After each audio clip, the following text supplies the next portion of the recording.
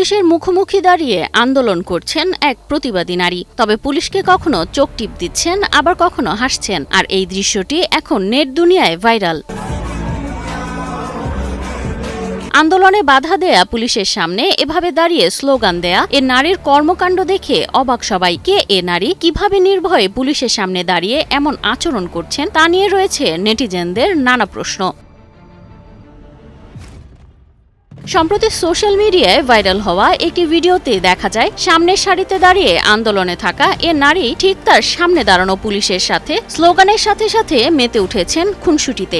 আন্দোলনের টানটান উত্তেজনার মাঝে সিনেম্যাটিক এমন দৃশ্য দেখে চক্ষু চড়ক গাছ নেটিজেনদের।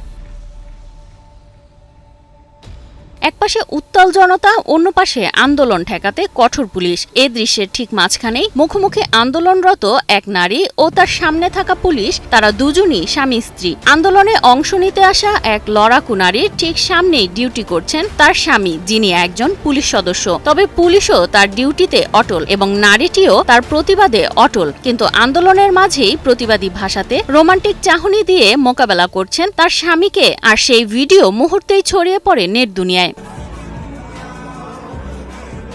এ অভাবনীয় মুহূর্তটি ক্যামেরাবন্দী হওয়ার পর থেকেই নেট দুনিয়ায় হাসির রোল পড়েছে। উক্ত ঘটনা নিয়ে কমেন্ট বক্সে হচ্ছে মিশ্র লেখালেখি। শিলা আক্তার, নিউজ 24।